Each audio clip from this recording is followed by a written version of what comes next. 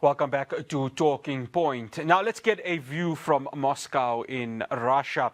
And of course, what we saw on Friday was the Alaska summit between Vladimir Putin and Donald Trump. The first time they had met in over 7 years. Joining me, I'd like to welcome Dmitry Bridzhe, who is a researcher on Russian political affairs. Dmitry, thank you so much for joining us on Talking Point on Hilaal TV. Thank you very much for inviting me to your program. That's an absolute pleasure. Dmitry, when analyzing obviously what had happened on Friday, one can only look at it and say there was a diplomatic point that was scored from Vladimir Putin. Is that how the view is being felt within Russia at this moment?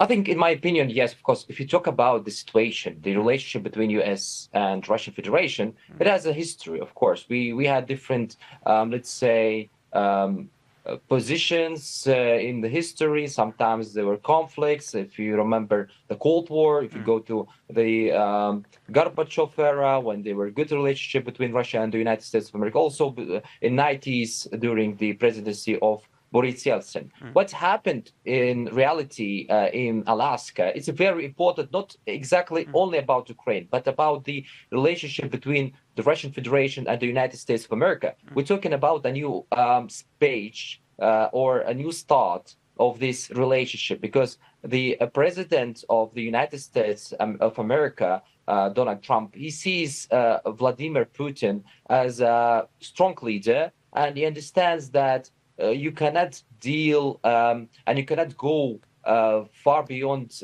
the conflict. I mean, you cannot do any, let's say anything against Russia in this time, because Russia has a good position in Ukraine. The Russian forces, they're taking more lands, especially on Donbass, and also because he sees that during the administration of Joe Biden, there were many mistakes done against Russia, and especially about policies that were implemented against Russian Federation. So he thinks that in these negotiations and with finding, let's say, same ideas with Vladimir Putin, he can solve or do ceasefire in Ukraine and let's say, finish the war in Ukraine. The same what he did between Armenia and Azerbaijan, between the president of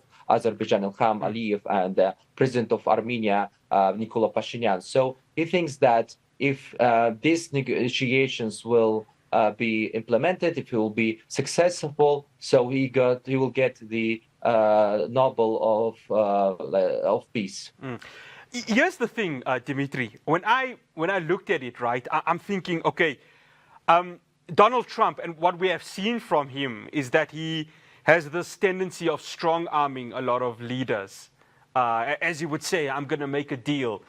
But what we saw here was that it wasn't that easy with President Putin, was it? Because one would have expected him to walk there and say, President Putin, if you do not go ahead and either do a ceasefire deal or do peace, I'm going to go ahead and slap sanctions on you like the rest of Europe. It wasn't that simple, was it? Of course, it's not simple. It's not easy. It's not simple for the U.S. President Donald Trump. He also he's always changing his position. Sometimes he sees Russia as a partner, and sometimes he's saying that we will implement sanctions against Russian Federation and against any country that is having, let's say, a trade deal with the Russian Federation, like India or China or other countries. So, of course, he's let's say, these policies of the U.S. President Donald Trump is policies that all the time changing. But if we go to talk about the next test, because it will decide whether we move toward a ceasefire architecture or slide back into a management war, the U.S. is working to arrange a face-to-face meeting between the Ukrainian President Vladimir Zelensky and the Russian President Vladimir Putin. And it's very important, let's say, work, because you cannot do it without similarities in ideas, in strategies. Because if you work to the position of Russian Federation and the President Vladimir Putin, they want that the world community recognize the four territories, Zaporozhye, Kherson, Donetsk, and Lugansk, and Crimea as a part of Russian Federation. But the Ukrainian president, he needs, let's say, policies that will guarantee that Ukraine will be supported in any cases when Russia will attack Ukraine again in the future, and they don't want to repeat what happened in 1994 when Ukraine gave all her nuclear weapon to Russian Federation and destroyed part of it and stopped to produce weapons. So they want guarantees from Russian Federation, and also the European Union. They want to have guarantees from the Russian Federation that the Russian Federation won't, let's say, play against European policies and won't damage the security or will go against the security, collected security of the European Union. Dmitry, many lawmakers within Moscow are saying that what we saw on Friday was a confirmation of Russia's strategic posture and its desire for, and I'm going to quote this, a new architecture of international security. Are we seeing that occur right now, given that this is a meeting, when you compare what happened in 2018 vis-a-vis to 2025, so much has happened within that period? Of course, many things changed. And of course, the Minsk negotiations that were held in 2014 didn't solve the situation in Ukraine, because we're talking about historical changes that happened after the collapse of the Soviet Union. Putin sees the collapse of Soviet Union as a historical mistake. He thinks that Ukraine is still historically part of Russian Federation, as he sees Belarus as a historical part of Russian Federation and many neighbor countries. So he needs to seek also political changes in Ukraine. Of course, from 2019, even in 2022, many things changed, especially after what called in Russia the special military operation 2022 on February. The Russian policy changed toward the European Union and toward the United States of America. Even inside the country, many things changed. We're talking about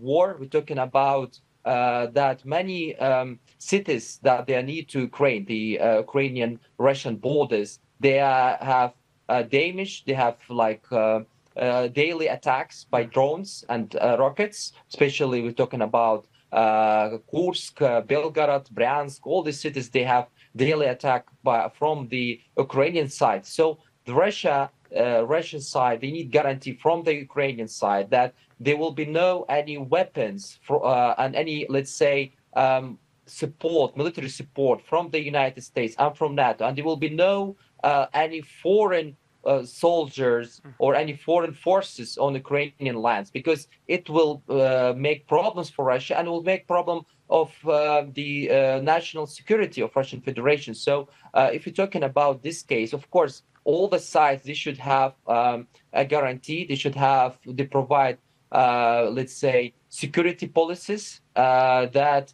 will make each side feel safe from the other side. Russian side will feel safe from the European side from Russian. So it's not very easy. And if talking about lands, of course, Russia sees that these lands, they are historically part of Russia. If you're talking about Donbass, Lugansk, Zaporozhye, and Kherson, and even Crimea. But if you're talking about international law, there were many also problems to make the international community recognize these lands as a part of Russian Federation. If you go back to history, 2008, 2009, there were war between Georgia and Russian Federation. And if you remember, Georgia lost Abkhazia and Ossetia, and there is still these lands, these republics, they don't have international recognition. And also the same problem with the case of Crimea, Zaporozhye, Kherson, Donetsk, and Lugansk. So if you go back to the speeches of the Minister of Foreign Affairs, Sergei Lavrov, he said that we didn't plan to take these lands. We did that to protect the Russian ethnic groups that they live in these territories. So that is the big case, the biggest problems to make these negotiations successful. We need to have, let's say, mutual goals, mutual plans of all the parts of the negotiations, all of the countries that they involved in negotiations: Ukraine, European Union, United States, and Russian Federation. Otherwise, these negotiations will fail and won't have any result. And also, we should have someone who is controlling the ceasefire, someone who is, let's say, involved in ceasefire. It should be countries that they don't have any position against Russia. They didn't implement sanctions against Russian Federation. It could be some countries, let's say it could be Brazil or Argentina, or even some African countries or Arab countries that they have been worked on the negotiations. It could be also, let's say, United Kingdom of Saudi Arabia or United Arab Emirates involved in controlling or on monitoring the ceasefire between Russia and Ukraine. And it could be the beginning of the peace between Russia and Ukraine. Otherwise, we won't have any peace, and the negotiations will fail, and the ceasefire won't be held. Okay, whether there will be a ceasefire, will there be peace? That conversation continues after the break. My guest is Dmitry Bridzhe, coming to us from Moscow in Russia. Do stay tuned. Welcome back to Talking Point. Dmitry, this proposed trilateral event that US President Donald Trump has suggested between, obviously, Ukrainian President Vladimir Zelensky, Russian President Vladimir Putin. Of course, Donald Trump himself will be there, and one may see potential European leaders coming. A statement from the Kremlin had said that, look, we are not rushing into this potential meeting that could happen.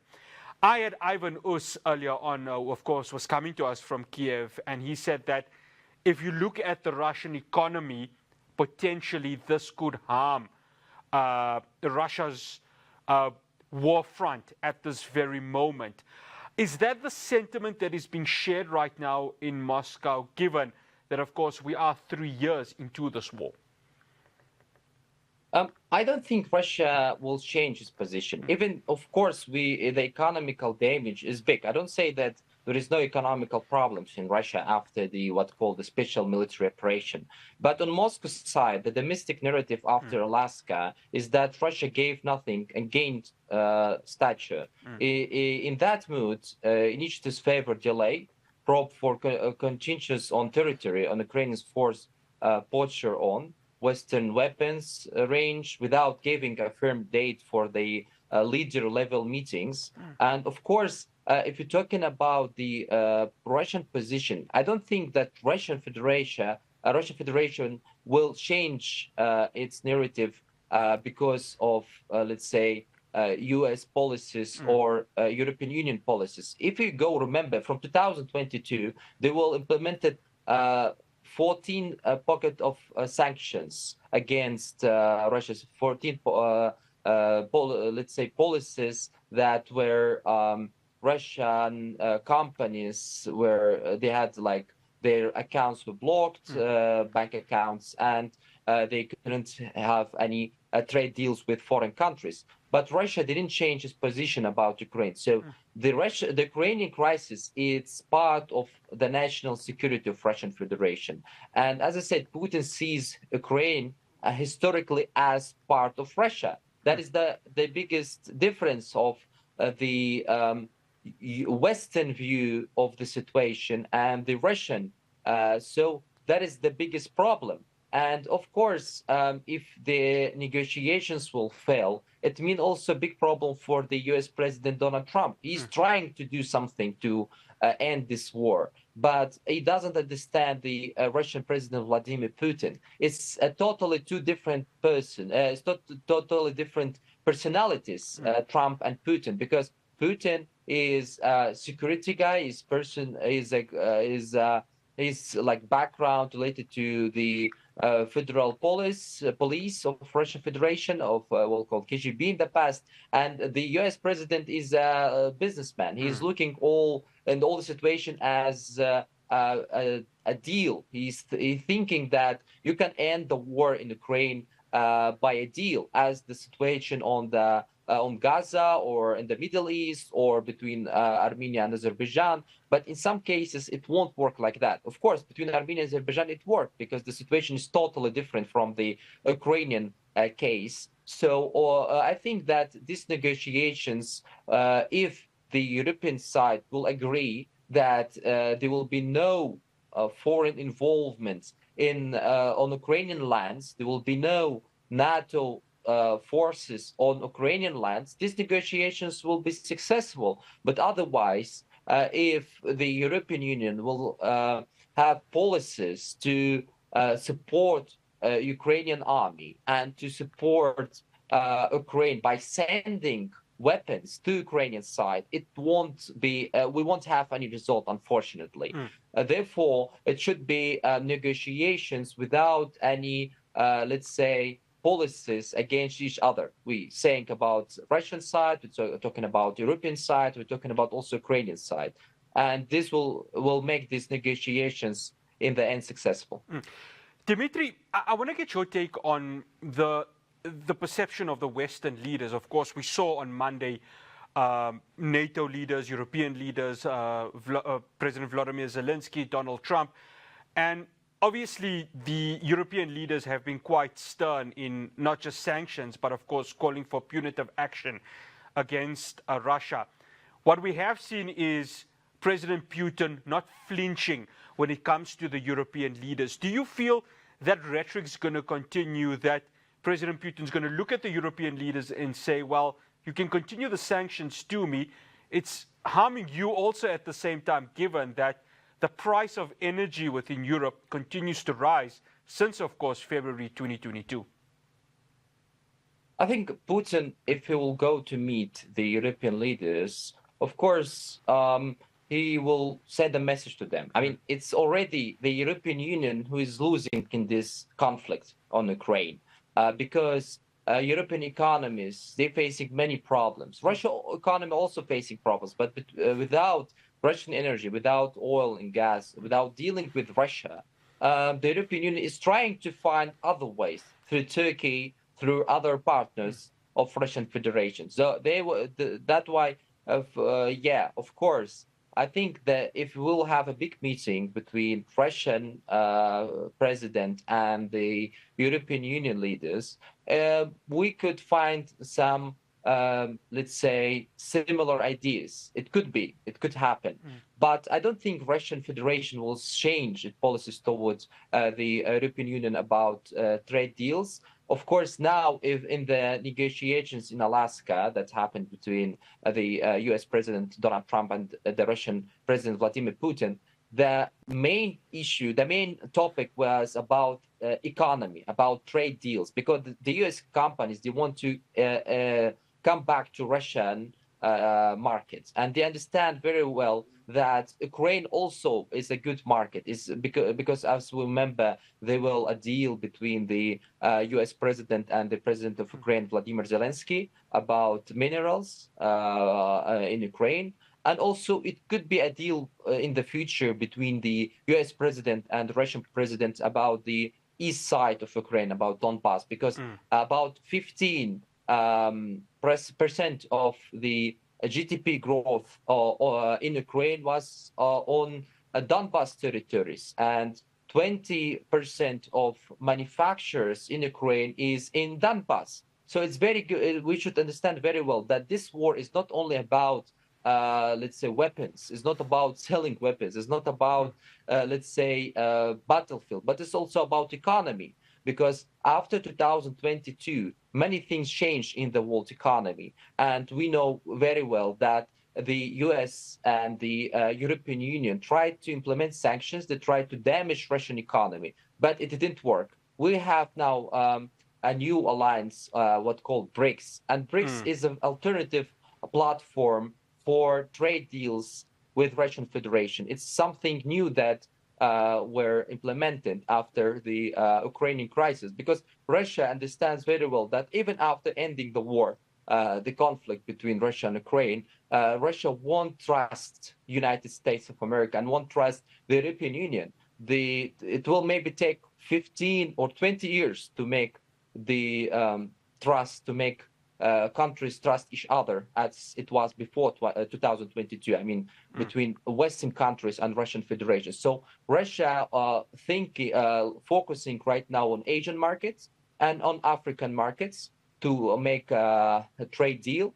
And if you're talking about the political situation in Ukraine, Putin is asking from the Ukrainian side and from the even American side that should be in Ukraine should be presidential elections and parliamentary elections, and it's very important for to make political changes in Ukraine. Otherwise, the situation won't change. Putin sees that the political regime in Ukraine it's harming Russian national security. It happened from 2013 when the Euromaidan happened in Ukraine and when the political changes happened in Ukraine. So from that time, we can say that the relationship between Russia and Ukraine was not that good as it was during the ex-president of Ukraine, Viktor Yanukovych. Dmitry, I have to bring this question because we don't have a lot of time left.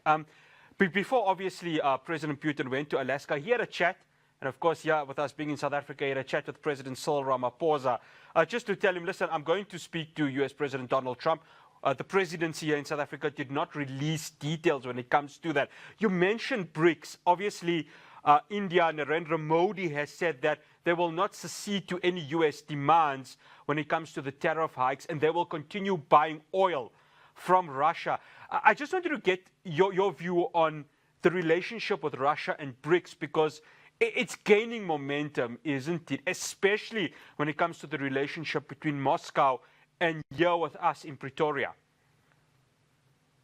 Look, I think that BRICS is not a platform, is not, let's say, alliance of countries with mutual political ideas. It's a platform with mutual trade interests or economical interests. That is the problem of BRICS. Of course, BRICS is a new platform, is a new alliance of countries that they're trying to make something new in the world economy. And it's very important because we're talking about we're talking about trade deals with local currencies. And for Russian Federation, it was important from 2014 when Russia took Crimea. And we remember that there were problems of trade deals between the Russian Federation and European Union. And European Union started to implement sanctions on Russian economy from that time, but it was not as in 2022. So Russia sees BRICS as a platform that could change the world economy. We're talking about, as I said, trade deals with local currencies. We're talking about BRICS Bank of Development that will make countries create in the future, it could be happen, BRICS currency. But of course, it's still very early to talk about it because the US President Donald Trump also understand the risks of creating a BRICS currency, and he understand that it will damage the US dollar on the international market. So if you're talking about BRICS, BRICS could make solutions for the international conflicts. Could make the BRICS countries could be also involved in the ceasefire in Ukraine. It could happen, but if there will be political goals in the BRICS, we still only see economical goals and, as I said, mutual interest of making trade deals between countries, but not political changes in the world. If could, for example, BRICS countries could be involved in the ceasefire in Gaza or the situation on the Middle East, it could change many things in the world.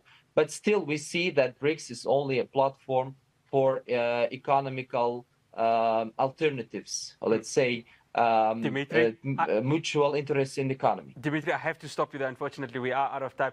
Absolute pleasure having you on. Thank you so much for joining us. Thank you very much. That's Dmitry Bridzhe. He's a researcher on Russian political affairs coming to us from Moscow in Russia. Well, that's all we have for you here on a Talking Point. If you've missed this episode, be sure to find it on our YouTube channel. From myself, Ross Patel, the rest of the team in Johannesburg, Assalamu alaikum wa rahmatullahi wa barakatuh.